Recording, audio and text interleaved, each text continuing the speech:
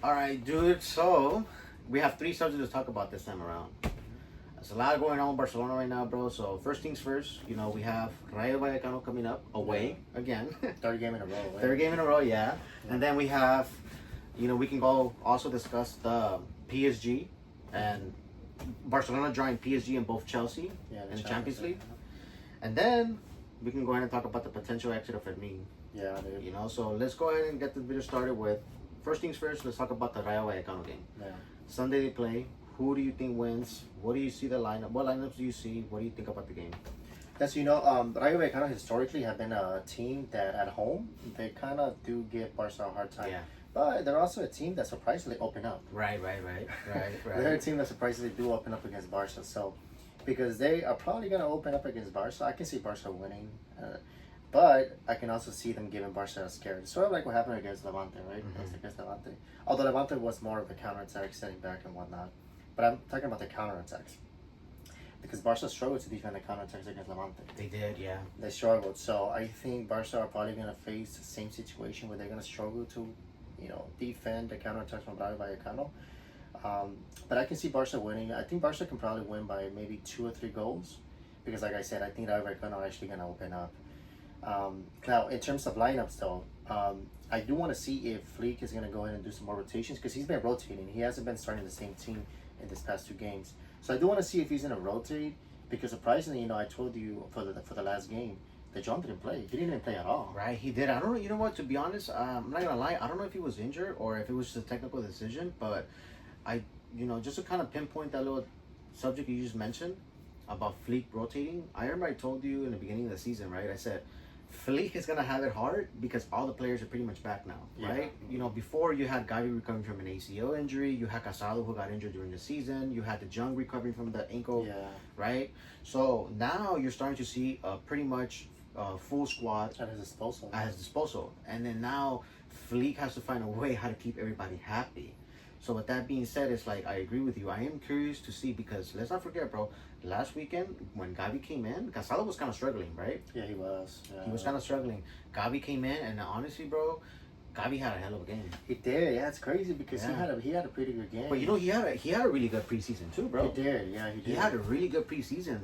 So now we're in the now we can go ahead and discuss if Gavi should be starting for Barcelona again. Right? No, that is potentially starting from Barcelona, because Fermin is also there as well. Olmo is there. Yeah. So, and then what? Me and you, we will always go ahead and talk about Ferran Torres no matter what, bro. But Ferran Torres scored again. Lewandowski comes in. He looks still kind of like off. His rhythm looks off, which we kind of expected. Rashford looked kind of like he was struggling as well. Yeah, Rafinha even looks like he was struggling in a new position that he tried to play him in the middle as a cam. So. Yeah, let's see what happens in the game. But in terms of lineups, so who do you think? Actually, who do you go ahead and play against? Rayo Vallecano if you did the lineups for Barcelona.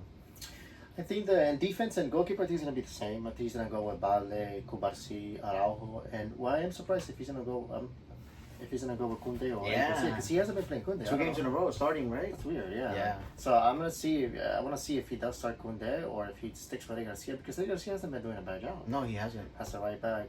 So that one's kind of like 50-50. I'm not too sure yet. Now in the middle, I do think he's gonna play De Jong if he's not injured. I think he's gonna play De Jong and Bet. Okay. He's gonna go in the middle, and then as a cam, that's a tricky one.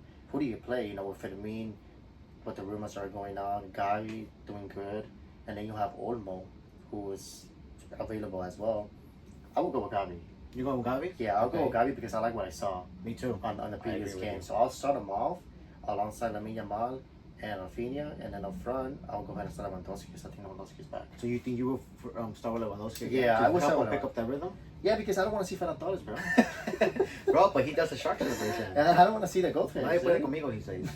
I don't want to see him, bro, to be honest. But I have a feeling Flick is going to start him, bro. Yeah, I think he's he's going to start him. I think Rashford's going to be on the bench. You think Rashford starts on the bench? Yeah, I think so. But what do you think about Rashford, though, bro? I think he needs time, bro, because I think the Liga is different than the Premier League. But I like what I kind of saw against Mallorca, bro. The last weekend game, he did pretty good in my opinion. You can tell that he's not afraid to charge forward. Yeah, he's not afraid to charge forward to take on players. But I just think that the pace, in the Liga is just different than the Premier League. So I think when he gets there, he kind of has to slow himself down and pace himself. Whereas in the Premier League, he can just run through a cross. You know, someone's Yeah. coming in fast. Counterattacks. Yeah, and all stuff that. like that. So I think but I, like I said, like you said, I do like what I saw. So I do think that Rashford could be successful in the league. Me too. I agree. So Especially in the Champions League games, Yeah, you know. Champions Like, League. let's not forget, right, when they play against maybe Chelsea and PSG, Rashford can probably come in handy right True. there.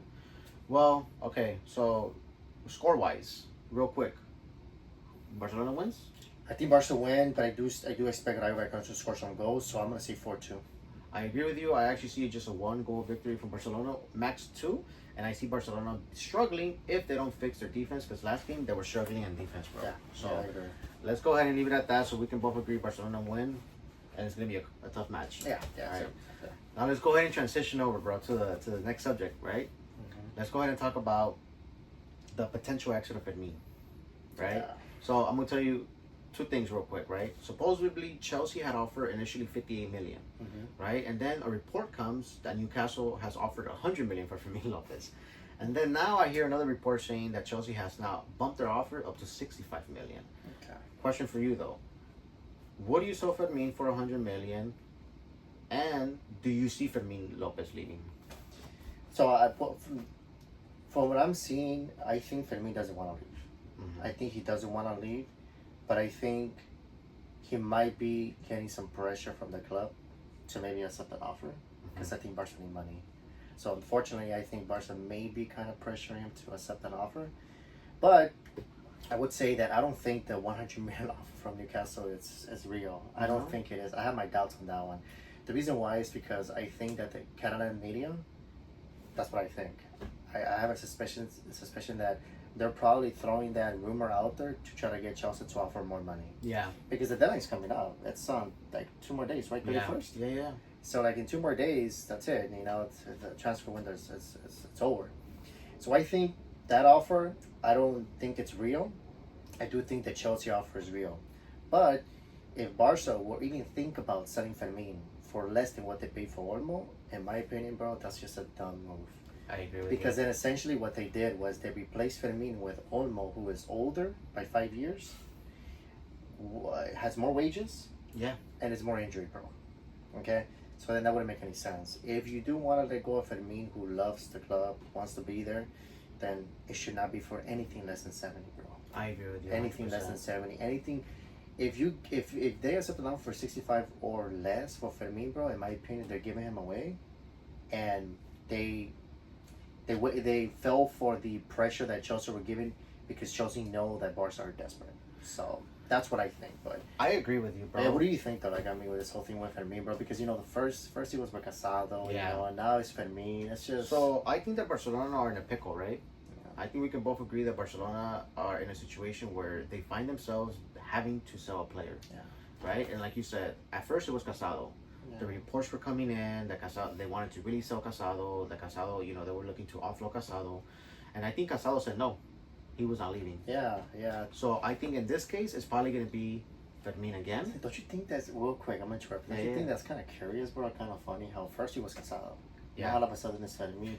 It doesn't seem like the club are trying to kind of like maybe try to push Yeah, one of those exit. players Of out course, there? 100%. Which is kind of messed up, bro. To be honest, because like, what's the point of getting Olmo if you're gonna be doing that? I agree with you, and that's what I was gonna say, bro. Because to me, and I agree with you 100%, right? Why will you go ahead and you know, like I said, we've talked about Olmo plenty of times, and we both have agreed that Olmo is not a bad player, right? No. Unfortunately for him, he is injury prone, Yeah. and that he struggles to kind of finish a full season fully fit. With that being said, right, given the situation that Barcelona were in at the time, where they were not good with money, they didn't have a lot of money at their disposal, right? They go ahead and they sign Olmo for 65 million, right?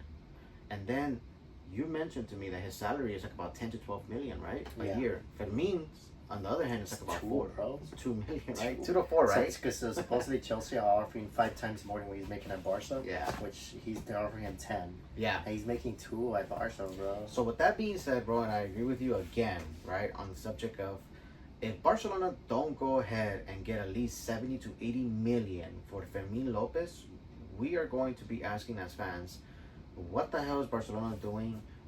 What are they thinking? What the hell is Deco doing?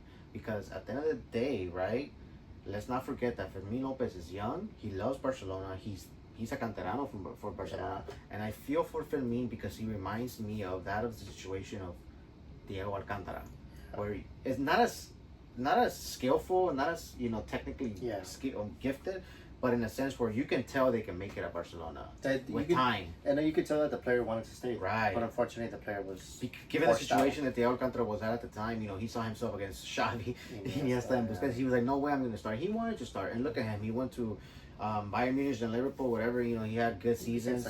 He became really successful. So I think that Barcelona need to go ahead and really think this through, bro. And at the end of the day, we can again question why did Barcelona sign Olmo if they knew that they were gonna have to offload a player. So doesn't make any sense. It doesn't make any sense to me. It's just mismanagement from Barca. I will actually go as far as saying, dude, that I would just eat the season up alive, bro, and then I will go ahead and just sell Olmo next season if Barcelona in the same situation, bro. That's true, because at the end of the day, like, Olmo was not needed. No. He wasn't needed. You can still make money off Olmo.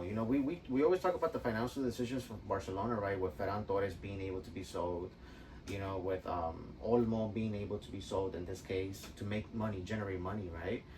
Don't sell a player who is young, who wants to succeed at Barcelona, and who is willing to go ahead and fight for his spot. Yeah, he's willing to put in the work. Yeah, put in the work. So I don't really like that situation, bro, but I will say that if Newcastle's offer Israel of 100 million, I will sell him too. Oh yeah, if that's my suspicion, right? But if it were to be real, then yeah, bro. No less than 70 million. We can both agree on that. 70, bro. No less than 70. But then the reason why I have my suspicions was because as Barca, bro, as a club, don't you think they would have already accepted that offer? Oh yeah, dude. That's what I'm saying. I just think it's a tactic. But then again, it also depends if the player wants to leave, though. That's true. It depends if the player wants to leave, and if the player doesn't accept that offer, the player's telling the club, I don't want to leave. Yeah, just like Ter Stegen, Yeah, pretty much. So. But don't worry, bro. We still have 4 goalkeepers yet. We still I know he's traveled to go. But the way Barca do things are just funny, dude. They extended his contract so they can be able to loan him out, bro. They extended his contract for 4 seasons, right? For 4 seasons. But he is young, though. Yeah, he's young. He's not a bad goalkeeper, but they weren't able to sell him. That's the thing. Well, you know what, bro? I don't actually think it's a bad idea from Barcelona in a sense because they signed Iñaki Peña for 4 more seasons, right? They bumped his contract. Because if you really think about it, Tech, for sure next season is not going to be there. And Ter Stegen as well, I think he's getting ready to leave. So, in my opinion, bro, you could potentially have Iñaki Peña and Joan Garcia as your 2 goalkeepers. That's true. Let's say Ter Stegen and Tech are not there anymore next season, next summer. Yeah. Yeah, Iñaki Peña can probably come back. He does a good job. He can probably come back. So, in that sense, I think it's a good idea. I just don't know why they renewed Tech. Not that I don't like him, Snechki, It just doesn't make any sense. It doesn't make any sense given the fact that you had Ter Stegen, who's not for sure wasn't gonna want to leave, and then you still have Iñaki Peña and whatever. It's just been a mess, bro. This summer from Barca. Man. We're kind of used to it already. Yeah. It's sad to say it, but we're just used to it. It's kind of like I mismanagement. think we've been used to this, bro, ever since the departures of Xavi, Iniesta. Where like you can tell that where they didn't prep. They were the defense, They never replaced Iniesta. They never replaced Xavi. Well, they replaced Xavi with Rakitic. That's true. Yeah, forget about Rakitic. And then they tried replacing De Jong with Iniesta, for example. Yeah. Right? But, they tried replacing Rakitic with De Jong. That's true, yeah. But they never replaced Iniesta. The right back, Dani Alves. They never addressed that one. They never replaced Sergio Busquets. True. Right? Mm-hmm. Because they were trying to replace him with De Jong as well, but that never really happened. The left back situation. They never replaced Jordi Alba. They never replaced Piqué. Suarez. They never replaced Suarez. They never replaced Neymar properly. Oh, yeah, that wing. Man, Neymar was the best winger we've had in that wing since him, and before him it was Henry, and before Henry Ronaldinho, right? Yeah.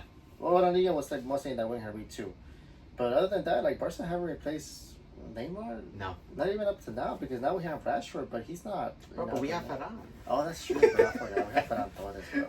The monster.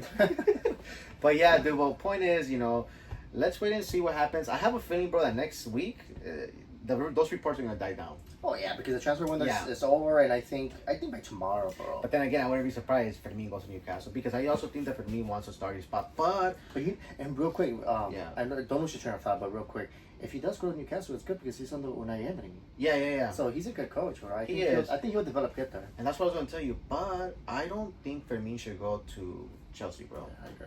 I think that Fermin should be smarter in this sense, bro, and he should explore his options such as, if possible, let's say PSG comes for him, let's say Bayern Munich comes for him, or Arsenal come for him. Yeah. He needs to go to a club where he knows he's gonna be able to make it, because Chelsea, bro, historically wise, in recent years, bro, Chelsea and Man United have been a complete mess of a club. Yeah, they either make it or break it. They bite players where like they don't even need, bro.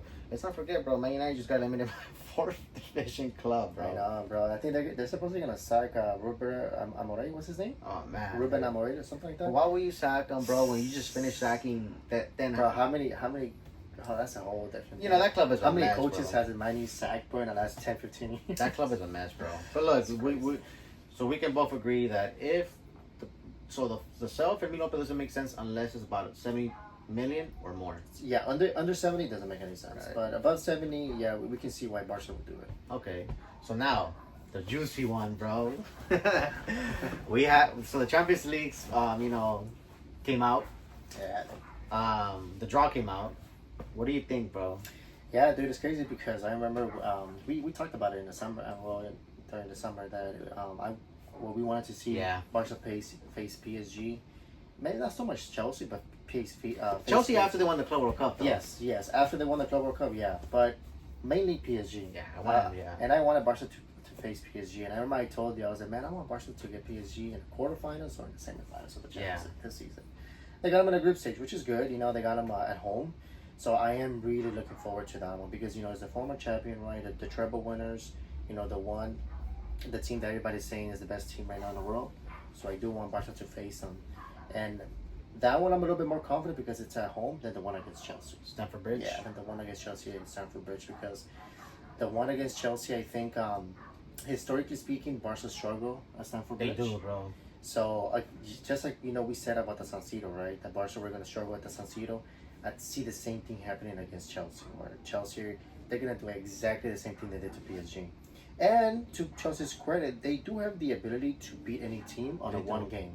They may struggle with consistency in the Premier League, but in a tie or in one game, they're able to beat any team. And then with this coach, they're playing good, bro. Yeah. So they're able to beat any team, including Barca, including Real Madrid, including any team in the Premier League.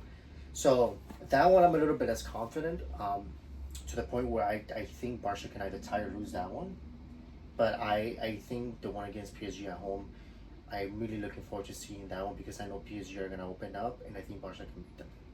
So Luis Enrique comes back, right, to Barcelona. Yeah. Right? We Once have again.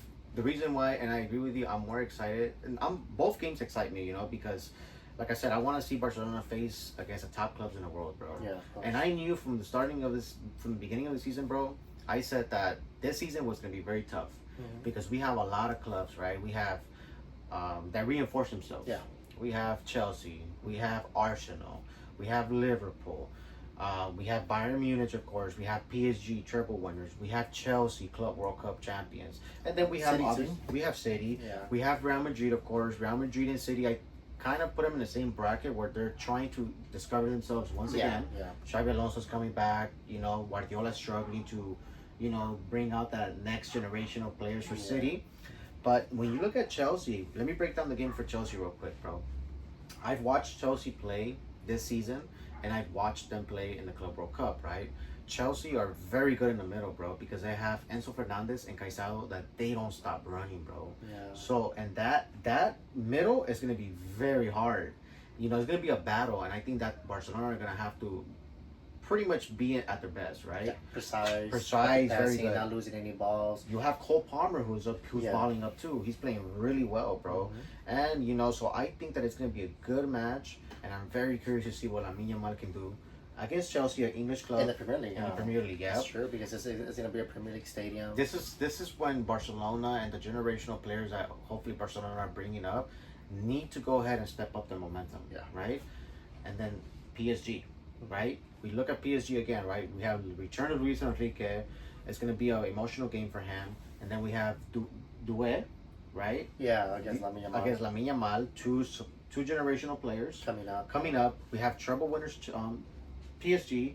Who 6 2-play winners now. Yeah, right? They won. They lost the Club World Cup, which is kind of weird. But they won the one that they get to play for winning the Champions League. So we're gonna go ahead and see a potential PSG wanting to go ahead and put a mark on football. Yeah, of course. Because beating Barcelona is the same thing as beating Real Madrid for most clubs. Mhm. They all want to give out their, the best, and they know that that's how they pretty much. That's the reason why when a lot of clubs eliminate Real Madrid in the Champions League, it's like they just kind of feel more superior at some point. Yeah, this is like they get motivation. Yeah, Yeah, they get because they motivation know. to continue. Well, let's not lie, bro. Beating Real Madrid and beating Barcelona for a lot of clubs is like it's something really special. Yeah. So I'm very curious to see how those games go, bro. And I love football, bro. So these are the type of games that I really just want to go ahead and see. Yeah, And I'm excited for both games, bro. Hell yeah, me too, bro. And then I'm also excited for some of the games too because for example, Real Madrid got a pretty hard. Oh yeah, They got a pretty hard bracket. They're gonna have to face City again. Liverpool, right? Yeah, and Liverpool again. So I think the Champions League. A lot of people. I don't know, right? I saw like a rumor saying that Barcelona were being helped in the Champions League drop, and I'm thinking, bro, do you guys not watch football, bro? We have treble winners, right? PSG, and then we have the Club World Cup winners who just beat the freaking the treble winners. So the motivation for Chelsea is there, bro. And Newcastle's not gonna be yeah. walking apart. And Newcastle's not going to be easy as well. Frankfurt's not bad. Frankfurt's like not like that. team. And I'm not saying Real Madrid doesn't have it tough because they do have Juventus, if I'm not mistaken. They have City. They have Liverpool. Yeah, that's true. They also have very tough, but so does Arsenal.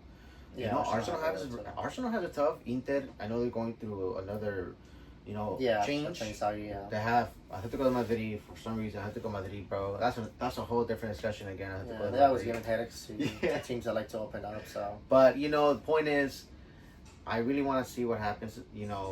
I don't know what the people think, right?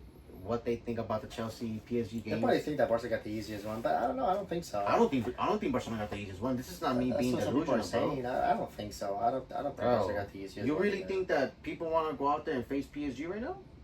Probably They not. do it. Or Chelsea. Yeah, they do in a sense where it's like they want to see, but they know that PSG right now is a big threat, Yeah. and so are Chelsea. Mhm. So let's see what happens, bro. And who do you think is winning between those two games between PSG and Chelsea? So I think I'm with you. Stamford Bridge has always been historically a tough stadium to play at. I think that Barcelona maybe get a draw. I wouldn't be surprised if Barcelona lose. Yeah, me too, bro. But it's very hard to call those games right now because I want to see how they go. But then it's next month. Yeah, but like I'm saying, like well, I don't know if Barca facing PSG first or Chelsea first, but I think that they're facing PSG 1st. Mhm. If I'm not mistaken, I think it's gonna be on September. I think so. So it's literally like they have maybe I wouldn't say a month to prep for that game. to kind of be ready for that game. So These are the games that we live for as Hell football yeah, fans, these are the bro. games that we We wanna are watch. Barcelona fans, but we always want Barcelona to face the toughest teams. Especially when they're going through a generational change where they're bringing up players, and this is the moment where like the Lamine Yamal's, Pedri's, and they have to step up and they have to kind of put their mark on football. So let's see what happens, and and then just remember, I won Real Madrid in a final of this Champions League.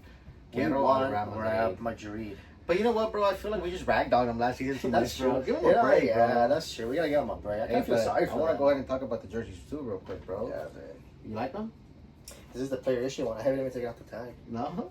No, this is the player issue one. Yeah, me too. I got the players. I got the Pedri one, bro. But Me too, honestly, yeah, Pedri. the jersey is really nice. This is a Kobe Bryant collaboration for those that don't know. Mamba, right? Yeah, the Mamba, bro. So let's see This what is happens. sick, bro. I like this jersey, to be honest. Yeah.